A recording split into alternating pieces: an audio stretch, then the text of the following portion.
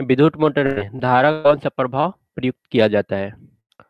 सबसे first question है, विद्युत मोटर में धारा का कौन सा प्रभाव प्रयुक्त किया जाता है? केवल चुंबकीय या फिर चुंबकीय और उसमें दोनों? केवल उसमें सी नंबर ऑप्शन है, और डी में उसमें और रासायनिक प्रभाव दोनों। तो चार में से एक सिलेक्ट करना है आपको। विद्युत मोटर में करंट का कौन सा प्रभाव प्रयुक्त होता है? तो इसका आंसर अभी तक आया नहीं है, और मैं थोड़ा सा वेट करूंगा और इसके बाद इसका सही आंसर दूंगा, और फिर बाद में इसे डिटेल डिस्कस भी किया जाएगा। तो इसका जो सही आंसर होगा वो, अभी तक इसका आंसर आया नहीं, और अब इसका हम सही आंसर दे रहे हैं। इसका सही आंसर होगा केवल चुंबकीय प्रभाव।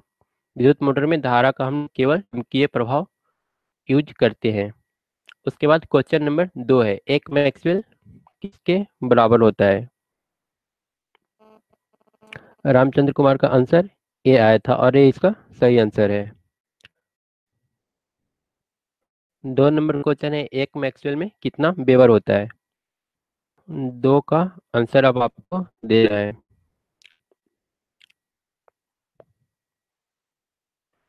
एक मैक्सवेल में कितना वेबर होता है? दो का जो सही आंसर होगा वो अब हम क्लियर कर दे रहे हैं। अभी तक आंसर आया नहीं है दो का। दो का सही आंसर सी हो जाएगा, एक मैक्सवेल माइनस एट, ए 10⁻⁻8 वेबर होगा। और उसके बाद आते हैं क्वेश्चन नंबर 3 में, फैराडे के नियम में होने वाले ऋणात्मक चिन्ह क्या दर्शाता है? 3 नंबर क्वेश्चन है, फैराडे के नियम में होने वाला ऋणात्मक चिन्ह क्या दर्शाता है? ऋणात्मक विद्युत वाहक बल और धनात्मक चुंबकीय प्रवाह, या फिर ऋणात्मक प्रवाह और ऋणात्मक विद्युत वाहक बल। और चंद्रशेखर गुप्ता का अब मैसेज आ रहा है इन थ्री का सी। और इसके अलावे रामचंद्र कुमार का आंसर भी थ्री का सी है, और इसका सही आंसर सी है, प्रेरित ईएमएफ और चुंबकीय प्रवाह में परिवर्तन के विरुद्ध होने वाला चिन्ह फैराडे के नियम को दर्शाता है। उसके बाद क्वेश्चन नंबर 4 है, बाएं हाथ के नियम में अंगूठा क्या प्रदर्शित करता है? फ्लेमिंग का लेफ्ट हैंड रूल में अंगूठा क्या दर्शाता है? 4 number question, Fleming left hand rule में अंगूठा का क्या मतलब है, किस चीज को शो करता है?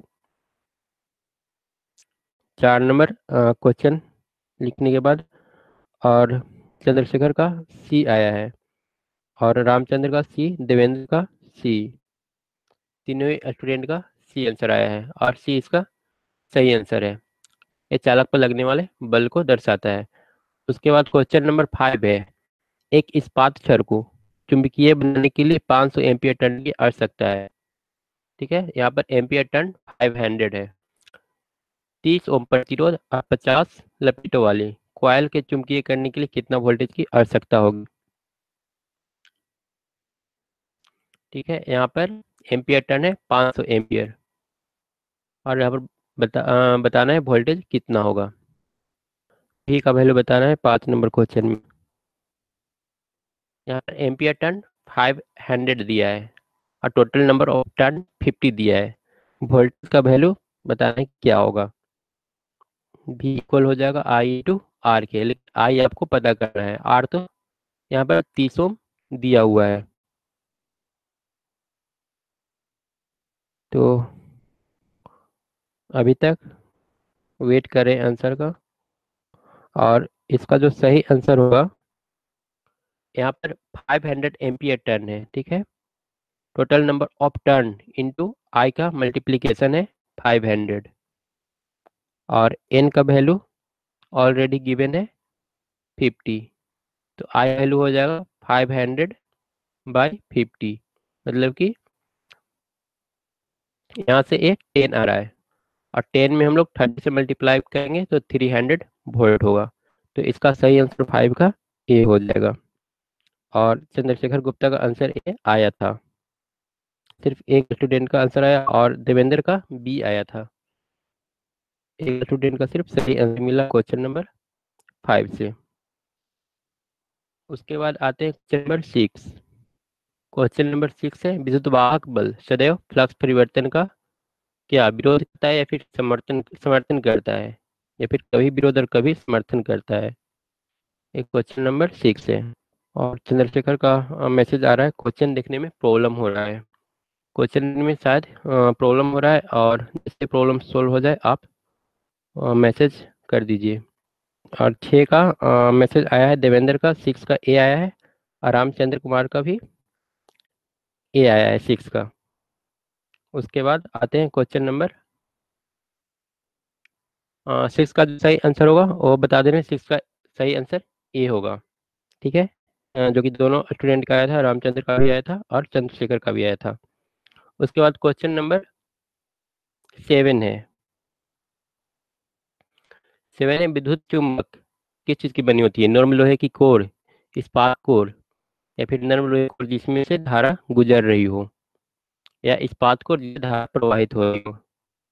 7 का यहाँ पर फिर से 4 ऑप्शन है, और बताना है सही आंसर क्या होगा। और 7 नंबर का अभी तक आंसर आया नहीं है। विद्युत चुम्बक किस चीज की बनी होती है। और 7 का बी आ रहा है चंद्रशेखर का, रामचंद्र का भी बी आ रहा है, और देवेंद्र का भी बी आ रहा है। और इसका सही आंसर भी बी ही होगा। नर्म लोहे की कोर की बनी होती है जिससे धारा गुजर रही हो, करंट फ्लो होने की वजह से ही वो उसमें चुंबक का गुण आता है। उसके बाद है, इंडक्टेंस की इकाई क्या होती है। इंडक्टेंस की इकाई क्या होती है आपको बताना है। क्वेश्चन नंबर 8, इंडक्टेंस की इकाई क्या होती है। सिंपल क्वेश्चन है, 8 नंबर क्वेश्चन अब आपको बताना है। और 8 का चंद्रशेखर का आंसर आ रहा है हेनरी, और रामचंद्र कुमार का आ रहा है डी हेनरी। ठीक है, दोनों का आंसर डी आ रहा है। इसके बाद देवेंद्र का भी डी आया है, और हेनरी बहुत सिंपल क्वेश्चन था, डी इसका सही आंसर होगा। उसके बाद आते हैं क्वेश्चन नंबर 9 में, रिलेक्टिविटी किसके समान है। ठीक है, रिलेक्टिविटी किसके समान है, कंडक्टिविटी के, परमिबिलिटी के, रेजिस्टिविटी के, या फिर इनमें से कोई नहीं। 9 नंबर बताना है किसके साथ इसका जो गुण है किसके समान होता है, परमिबिलिटी के, या फिर कंडक्टिविटी के, या फिर रेजिस्टिविटी के। क्वेश्चन नंबर 9, देवेंद्र का सी आ रहा है, और रामचंद्र का सी आ रहा है, रेजिस्टिविटी। 9 नंबर का चंद्रशेखर का ए आया है, परमिबिलिटी। तो हम कुछ एग्जाम्पल लेकर भी बता देते हैं, मतलब बता दे रहे हैं कौन किसके समान होता है। यहाँ पर जो सही आंसर होगा रिलेक्टिविटी, वो रेजिस्टिविटी के एनालोगस होता है। ठीक है, मैग्नेटिक सर्किट में रिलेक्टिविटी, और जो इलेक्ट्रिक सर्किट होता है उसमें रेजिस्टिविटी, ये दोनों एक दूसरे के समान होते हैं। और उसके बाद नेक्स्ट क्वेश्चन है, उत्पन्न विद्युत धारा की दिशा किस रूल से हम लोग पता करते हैं। क्वेश्चन नंबर 10, आगे हम लोग देख लेंगे मैग्नेटिक और इलेक्ट्रिक सर्किट में क्या क्या समानता है, कौन किसके एनालॉगस होता है, वो आगे क्वेश्चन में हम लोग देखेंगे। फिर से हम लोग को मिलेगा इस टाइप का क्वेश्चन। 10 नंबर है, उत्पन्न विद्युत धारा की दिशा, ए ऑप्शन है न्यूटन के नियम से निर्धारित की जाती है, बी है दाएं हाथ के नियम, सी बाएं हाथ का नियम, और डी है अंगूठा नियम। तो यहाँ पर कौन सा ऑप्शन सही है 10 का। 10 में आपको बताना है, और 10 का बी आ रहा है रामचंद्र का, दाएं हाथ के नियम। और इसके अलावे देवेंद्र का बी आया है, दाएं हाथ के नियम से। और चंद्रशेखर का सी आ रहा है, मुकेश का बी आ रहा है। इसका जो सही आंसर है तो बी है, दाएं हाथ के नियम से हम लोग विद्युत धारा की दिशा ज्ञात करते हैं। आगे हम लोग देख लेंगे, हालांकि यहाँ पर कुछ क्लियर की नहीं है, फ्लेमिंग राइट हैंड रूल या फ्लेमिंग लेफ्ट हैंड रूल, सिर्फ यहाँ पर दाएं हाथ का रूल लिखा है, तो आगे हम लोग इसे देखेंगे। और इसके बाद सुनील का भी आया है बी ही आंसर, बी इसका सही आंसर है। उसके बाद यहाँ पर दाएं हाथ का रूल्स दिखाया गया है। ठीक है, यहाँ पर दाएं हाथ के रूल से मतलब मैग्नेटिक फील्ड के डायरेक्शन में अपने अंगूठा को इस तरह से मोड़ते हैं। ठीक, और ये जो हमारा अंगूठा होता है वो करंट का डायरेक्शन बताता है। और हम लोग से पूछ रहा था करंट का डायरेक्शन हम लोग कैसे पता करते हैं। और चंद्रशेखर गुप्ता का फिर से मैसेज आया है कि क्वेश्चन देखने में प्रॉब्लम हो रहा है। तो मुकेश पूछ रहा है ड्राइंग का क्लास हम लोग नहीं करवाते हैं, ये सिर्फ इलेक्ट्रिकल के लिए ड्राइंग का क्लास यहाँ पर आपको नहीं मिलेगा। तो शायद क्वेश्चन देखने में जो प्रॉब्लम हो रहा है अब तक वो ठीक हो गया होगा।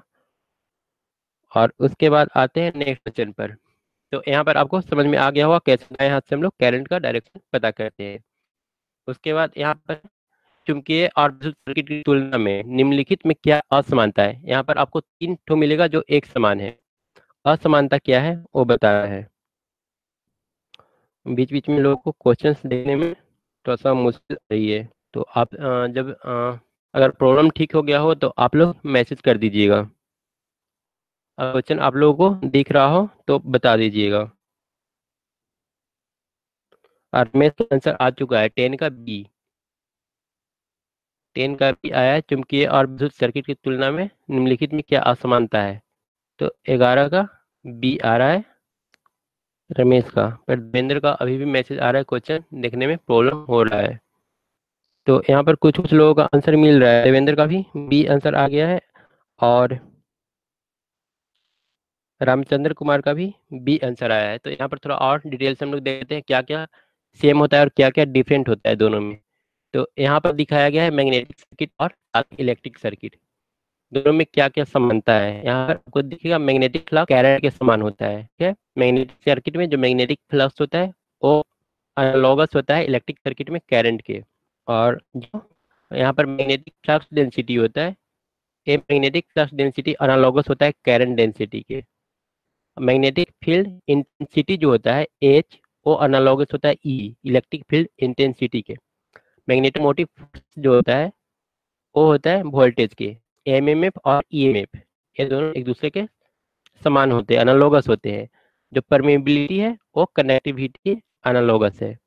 और जो रिलक्टेंस है वो जो कि पीछे के क्वेश्चंस में आया था वो रेजिस्टेंस के एनालॉगस है। ठीक है, तो यहाँ पर छः तो पैरामीटर है जिसका एनालॉगस टर्म आपको मैग्नेटिक और इलेक्ट्रिक सर्किट दोनों में दिखाया गया है।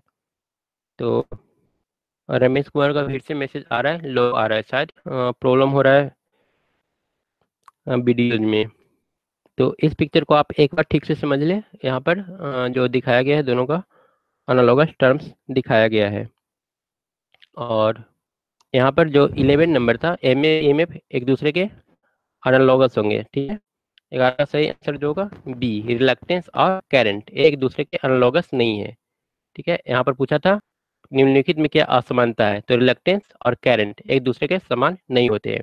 जो करंट होता है वो मैग्नेटिक फ्लक्स के समान होता है और जो रिलक्टेंस होता है वो रेजिस्टेंस के समान होता है। इसका सही आंसर बी हो जाएगा। उसके बाद नेक्स्ट क्वेश्चन है, एक अस्थायी चुंबक में चुंबकत्व रहता है। फिर से 4 ऑप्शन है क्वेश्चन नंबर 12 में। 12 का आंसर आप देख सकते हैं, एक अस्थायी चुंबक में चुंबकत्व रहता है। वीडियो शायद फ्लक्चुएट कर रहा है, कुछ प्रॉब्लम्स हो रहा है और सही लोगों तक वीडियो पहुंच नहीं पा रहा है। मुकेश कुमार का आया है टू कंटिन्यू। ठीक है, क्वेश्चन नंबर 12 का आपको सही आंसर देना है। एक अस्थायी चुंबक में चुंबकत्व रहता है, इसका 4 ऑप्शन है। ए, चुंबकत्व बल हटा लिया जाता है तो भी। एक अस्थायी चुंबक में चुंबकत्व कब तक रहता है। ए ऑप्शन है जब चुंबकत्वीय बल हटा लिया जाता है, जब चुंबकत्वीय बल नहीं हटाया जाता है, जब चुंबकत्वीय बल स्थिर रखा जाता है, और चौथा है घटा लिया जाता है। तो 12 आपको सही आंसर देना है। 12 का रामचंद्र कुमार का सी आंसर आया है और चंद्रशेखर गुप्ता का ए आया है। देवेंद्र का आंसर सी आ रहा है। एक अस्थायी चुंबक का मतलब हुआ कि अगर वहां से हम लोग चुंबकीय बल, जब तक चुंबक उसके पास रखेंगे तब तक तो चुंबकत्व उसके अंदर रहेगा ही। एक अस्थायी चुंबक तब होता है जब उसके पास हम चुंबकत्वीय बल हटा लेते हैं और तब भी वो चुंबक बना हुआ हो। ठीक है, तो इसका जो सही आंसर होगा 12 नंबर का वो होगा ए। ए होता है परमानेंट चुंबक।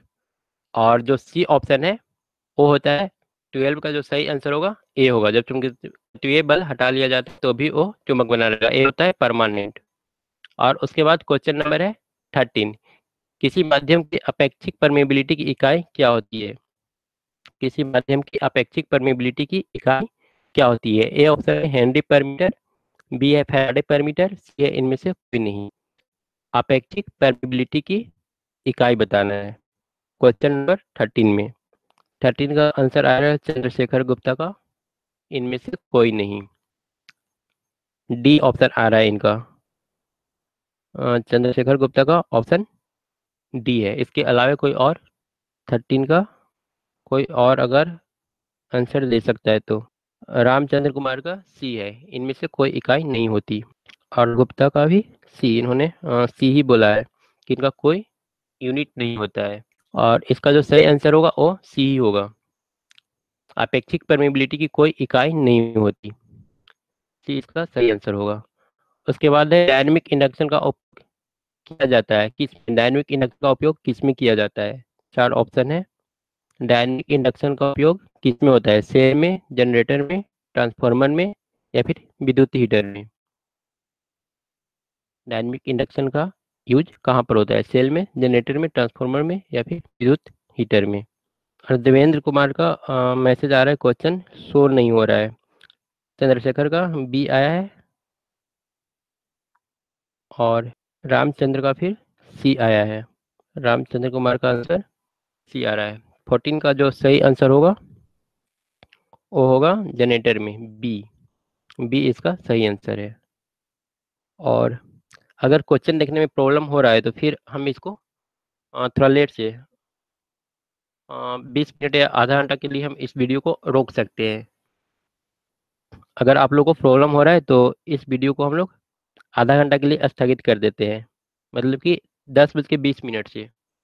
अगर अभी आप लोग को प्रॉब्लम हो रहा है तो 10:20 से इसको हम फिर से स्टार्ट करेंगे। तो आप लोग एक बार कमेंट बॉक्स में लिख ले, वीडियो दिख रहा है या फिर प्रॉब्लम हो रहा है। देवेंद्र का आंसर बी आया है और रमेश का भी बी आया है 14 के लिए, और 14 का सही आंसर बी ही है। आप लोग एक बार देख ले, अगर वीडियो में फिर भी प्रॉब्लम हो रहा है, क्वेश्चंस को देखने में प्रॉब्लम हो रहा है तो कमेंट बॉक्स में लिख सकते हैं और इसको हम लोग फिर 10:20 में शुरू करेंगे। हाँ, टेक्निकल प्रॉब्लम अगर हो रहा है तो टेक्निकल प्रॉब्लम ही हो रहा होगा।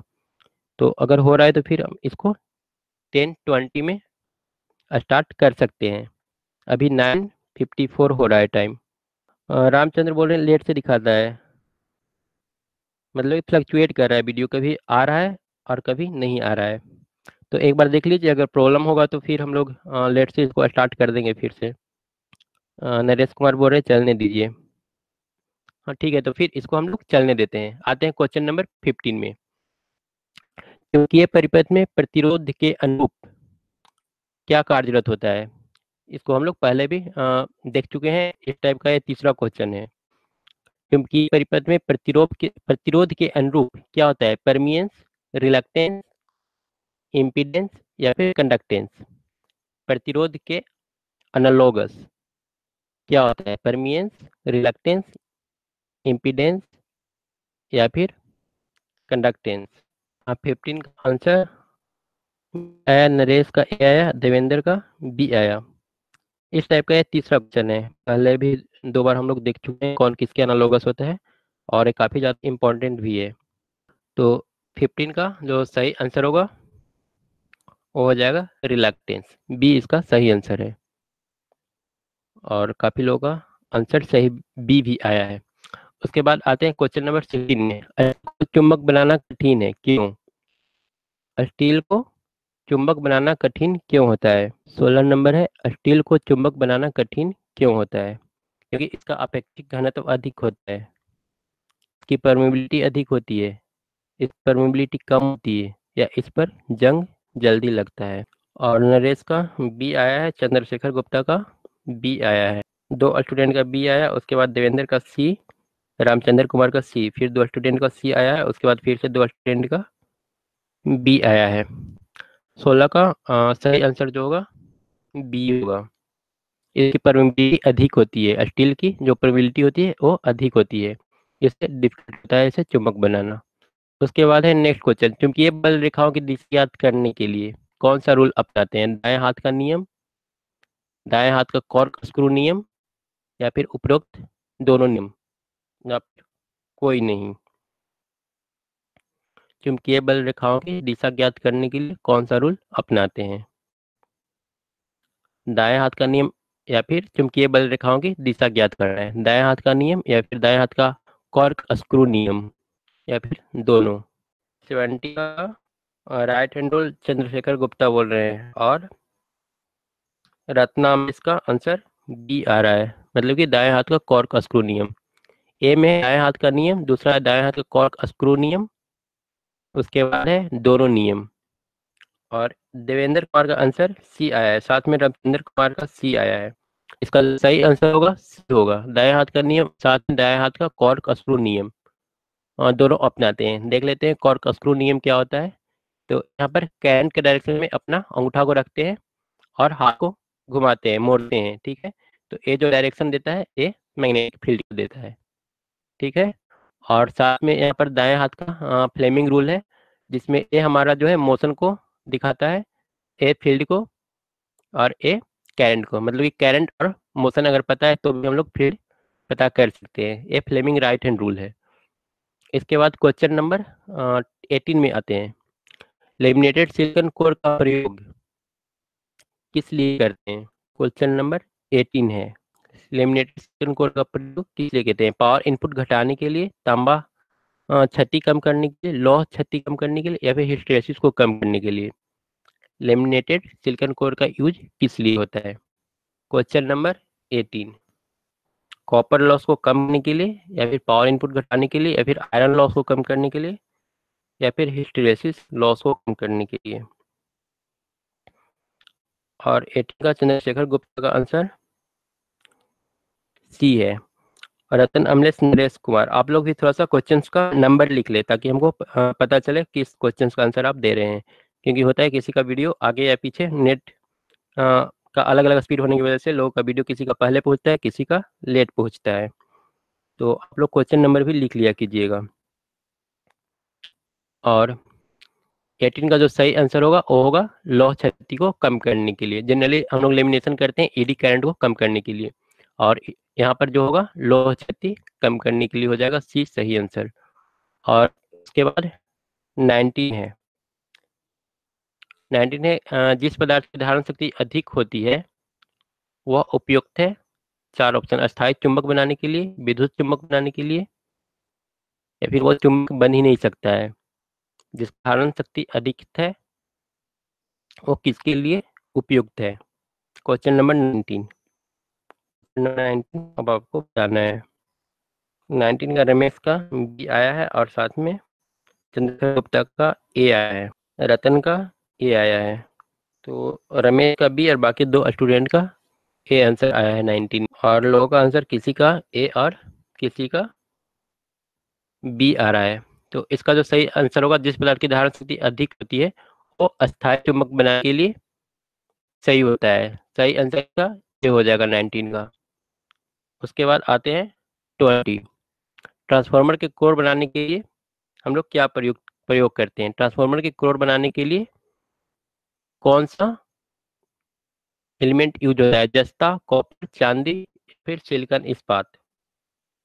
20 नंबर, 20 आपको बता दें, ट्रांसफार्मर के कोर बनाने के लिए क्या उपयोग होता है? और 20 में रामचंद्र कुमार का आंसर डी आया है, उसके बाद चंद्रशेखर का डी आया है, रमेश का ए, नरेश का डी, और लोगों का डिफरेंट डिफरेंट आंसर आ रहा है। और इसका 20 नंबर का जो सही आंसर होगा वो होगा डी, सिलिकॉन इस्पात। ये इसका सही आंसर है। ट्रांसफार्मर के कोर बनाने के लिए हम लोग सिलिकॉन इस्पात का यूज करते हैं। और आई थिंक प्रॉब्लम हो रहा है लोगों को वीडियो में, तो आज हम 20 तक ही रहने देते हैं। बाकी के जो नेक्स्ट क्वेश्चन है उसमें हम लोग संख्या बढ़ा लेंगे, 30 क्वेश्चन कर लेंगे, ठीक है। कल तो ईपीपीसीएल के लिए टेस्ट होगा और जो उसके बाद वाला टेस्ट होगा उसमें हम लोग 30 क्वेश्चन कर लेंगे, यहाँ से 5 क्वेश्चन रहेगा। और बाकी चैप्टर नंबर 5 से हम लोग 25 क्वेश्चन ले लेंगे। तो स्टॉप करते हैं आज के इस लेक्चर को, इस वीडियो को यहीं पर फिनिश कर लेते हैं। तो थैंक्स फॉर वॉचिंग।